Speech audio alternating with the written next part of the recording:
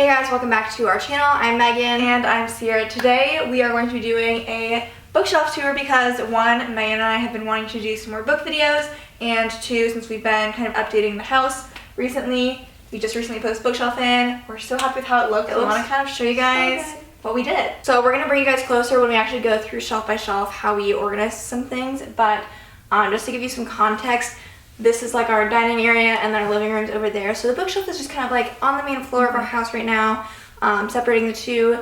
And this bookshelf we love so much. Honestly better than I could have imagined. Obviously, like Megan and I, when we went into kind of designing the main floor, we knew we wanted a place to display our books. Originally we had pictured that somewhere in the living room, but after a while we were like, okay, we have a lot of books, we want to get more books, and we want them to be on prominent display in the house. Because one, adds a lot of color, like it's decoration, but it's also functional and it's related to our own interests and hobbies. So that's another reason why we just love having them out in the open. So this bookshelf, I don't remember how I found it, but it is from the company Nathan James. So we just bought it directly from their website. This is not sponsored or anything. I simply just love how it looks. They have different color options as well. But we decided to go with more of like a natural wood shelf, and then all of the metal on the side here. This white framing. Which matches really well with a lot of the other stuff we have going on in our house. And then it attaches against the wall on the top there. You probably can't see it.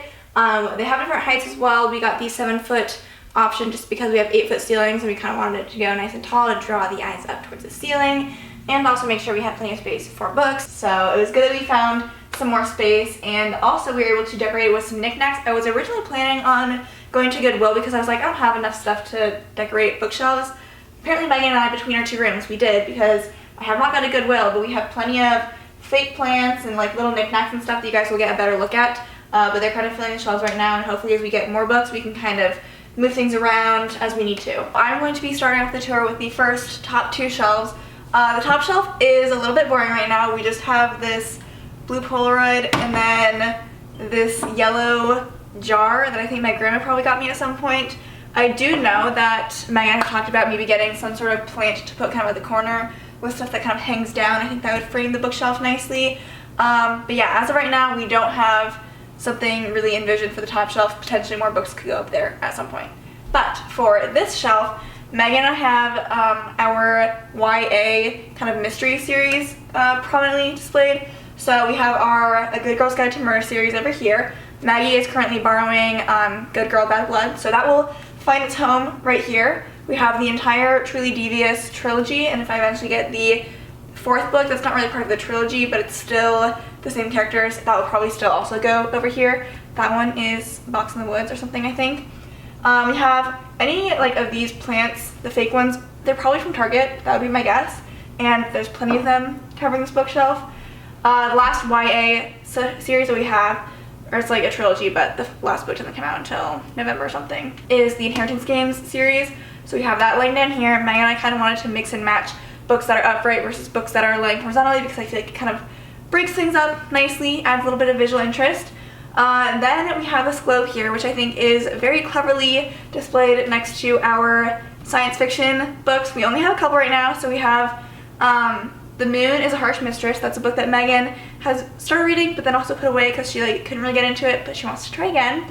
And then we have The Ultimate Hitchhiker's Guide to the Galaxy, where that book has all 5 of the books in the series in that one book. So I've read the first book. I'll probably continue working my way through the rest of them at some point. And then when we get back Project Hail Mary, which is currently being loaned out, that'll go there. And then I'm sure every other sci-fi book that we want to get will also find its home over here. And I love that the globe is right next to it.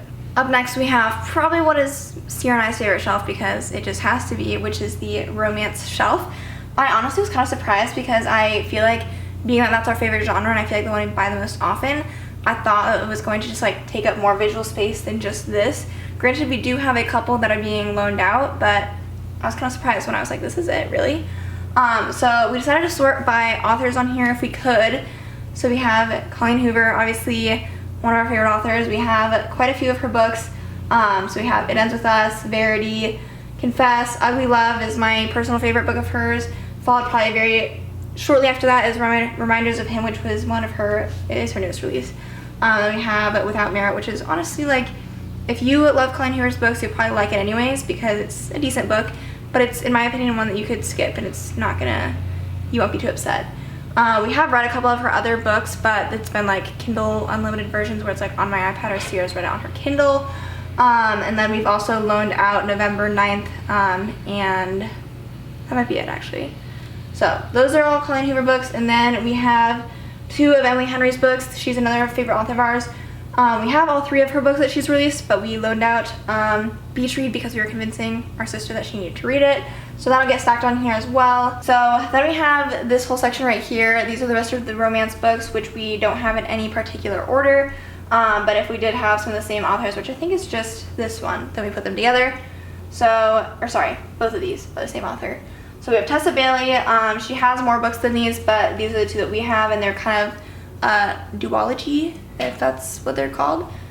So we have those together, and then we have 2 books by Sally Thorne. We have The Hating Game and 99% Mine, which fall on complete opposite ends of the spectrum for Sierra and I. Like, we both agree with what one we like. The Hating Game we both gave 5 stars to. I don't know if that would still hold up if I reread the book, but 99% Mine we both thought was like 2 to 3 stars, so you also don't necessarily need to read that one, honestly. Then we have, this isn't really romance, but we felt like this book has so much hype and is such a good, well-written book that we wanted to put it on the shelf anyways, and it has like romance subplots. So that's The 7 Husbands of Evelyn Hugo. It's by Taylor Jenkins Reid. I hear a lot of great things about her other books, but then I also sometimes hear mixed reviews, so I haven't ever tried one for other books, but maybe shortly. And then we have They Both Die at the End. Sierra read this one, a little bit different, but also still technically romance. Then we have one of my most favorite recent reads of mine, and that's The Summer of Broken Rules. And this was just such a very cute, fun, lighthearted read, and so I flew through this book. Then we have The Song of Achilles. Sierra read this book and I have not read it. She enjoyed it overall, I think, so.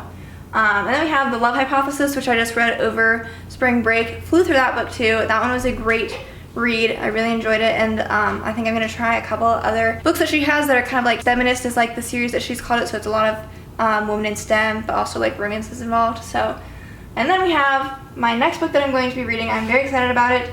It's Every Summer After. This is like a debut novel from this author. I never understand how they have like such big releases as a debut writer, but I have heard really good things about it. The cover on it is literally so cute, I think. So I'm excited to read this one. I'm actually currently reading The Moment I Met You, which is also a romance, so that'll end up on here once I'm done reading that. But there's all of our romances, or at least most of them. This next shelf is our Book of the Month shelf, which means since there's fewer books, we're able to kind of decorate it a little bit more. So we have this mirror on here that was in Megan's room. That's from Amazon. Some more fake plants, probably from Target or Amazon or something. I have this candle that I honestly don't even know where it's from, but it's never been burnt. Anyway, as far as the books, we have Breathless, The Hacienda, if I'm saying that correctly, I hope I am. Yerba Buena, again, if I'm saying that correctly. Darling Girl, Book of Night, and then Take My Hand. And then we also have one that is my next read, so it's not currently on the shelf, but that one is Part of Your World. That one's a romance. So even though it technically is a romance and could go on that shelf, I just feel like all of the Book of the Month books should be together since they have custom covers. So of these books, I read Breathless and Take My Hand. I gave Breathless 5 stars. It was a great thriller. And then I just finished Take My Hand. I gave that one 4 stars. That was also a really good book. So love this shelf. Can't wait to kind of work our way through those books. Megan has read Part of Your World. She gave that one 4 stars. And it's just a good romance, so I'm excited to read that one. Okay, this next shelf is mostly our thriller mystery type of books, which is another one of Sierra and I's favorite genres. So working our way through this, there's a lot of different ones. They're all different authors, I believe. We've got Ace of Spades, which I've read, and I think I gave it 4 stars. It was overall a pretty good book, but I do think, like, I don't know, something was missing to me a little bit, but overall it was a good read. This one, I found One of Us is Lying in almost like perfect condition at Goodwill. So I have yet to read this one, but I picked it up when I found it because I was like, it was already on my TBR. And I hear really good things about this, so I'm hopefully, like, I've had this for a while, so I need to like put it on my radar somewhere of like, okay, get ready to read this book. Then we have Stephen King's Misery. Sierra read this and was a little disappointed, I think, just because I think it was more of a monotonous plot than she was expecting. The circumstance was like scary and weird, but not so much like exciting and like enthralling. Then we have The Guest List. I know nothing about this. Sierra read it. It was pretty good. Then we have An Unwanted Guest. Sierra and I both read this one. I thought it was okay, but I think that it was just I think I read it too slow, and so I think it just like I lost interest in it, and then by the time I finished the book, I wasn't super thrilled with it, but Sierra read it faster than I did, and I think was a little bit better at playing along with like the whodunit type theme, so she enjoyed it I think more than I did. Then we have the 7.5 Deaths of Evelyn Hardcastle.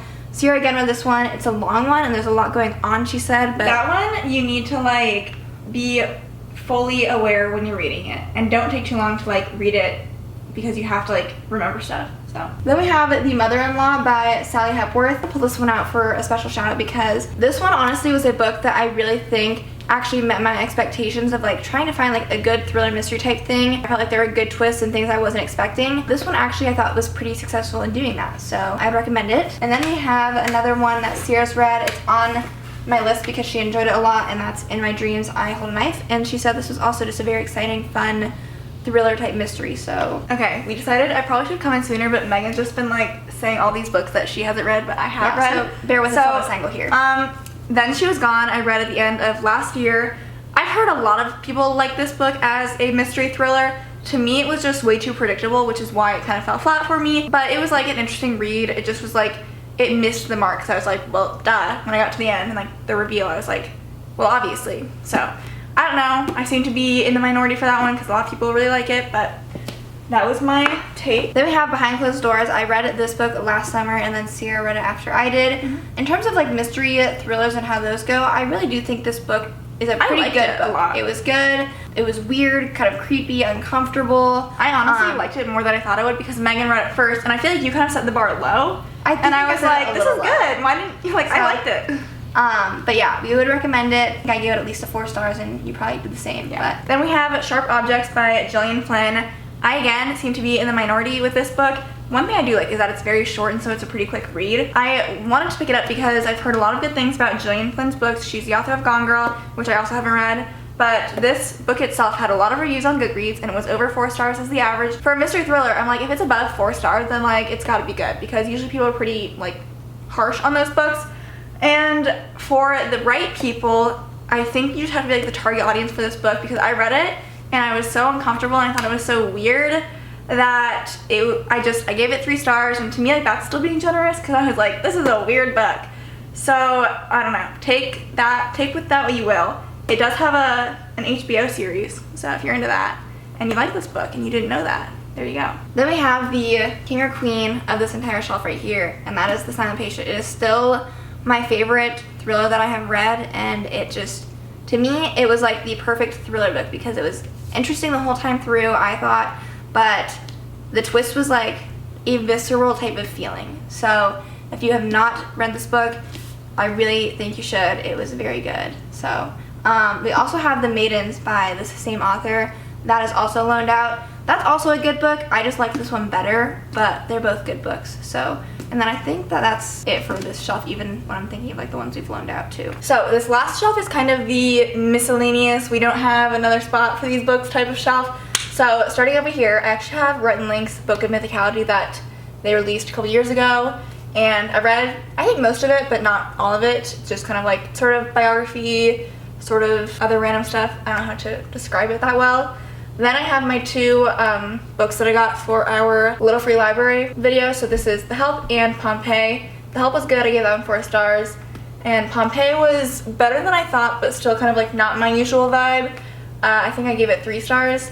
Then we have, I have to pull this one out. This is You Be the Jury. We actually, I think, stole this from our grandma because it was her book. It has just a bunch of like little court cases in it, and it will supply you like evidence at the end with like exhibit A, B, and C, and like you can try and like figure out what happened with the case, and then like it gives you the answer and the solution, and kind of tells you like why it is the way that it is. So I feel like this just like was a precursor to all of our interest in like, you know, monk and like mysteries, and so this is just like a fun thing to like, you're reading but you're also playing along. Then we have My Stroke of Insight. This is a pretty short autobiography. We actually had to read it. It was a required reading going into our PT program, and actually I enjoyed it a lot more than I thought I would.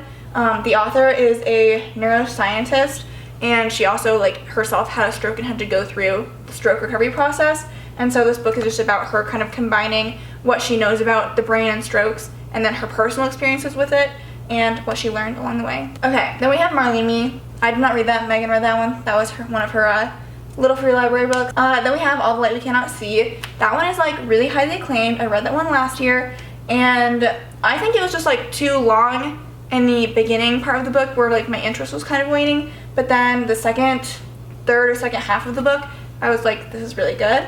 And so it was like a 2-star beginning, 4-star ending, so I gave it 3 stars in total. It was good. I think it's more for people like if you know you're someone who likes historical fiction and like enjoys the writing of an author. Like I'm kind of all here for the plot. If you enjoy writing styles and just like literary devices and stuff, I think this book would be for you. Then I have Room. We got it a few years ago, planning on reading it, and I still have yet to read it. And so when we were at Mom's house last week or something, I was like, since I'm a reader now, let me get it. This next book is The Path Made Clear by Oprah Winfrey, and that was a book that Megan got at Target a few years ago. I think it's just, you can correct me if I'm wrong, but like little snippets of like advice from a bunch of famous people. Yeah, it's very short, like interview type segments, and it's basically like tries to be like an insightful type of book. Anyway, last one isn't really like a book to read, but our mom got us the Automatic Millionaire workbook for like financial planning and financial stuff. So that is also on this shelf. We've got another fake plant. Our vlog camera currently is right here because there's an outlet right here that we could kind of charge it. We have this cactus bowl that Megan painted with a little reading light in it, because you know, we got our books over here. And to end it off, we've got this little Polaroid picture of Megan and I. Okay, so that is everything that we have on our bookshelf. If you guys like this video, make sure to give it a thumbs up. Let us know if you have any book recommendations that you want to share with us. Megan and I are always on the hunt for our next books that we're going to grab.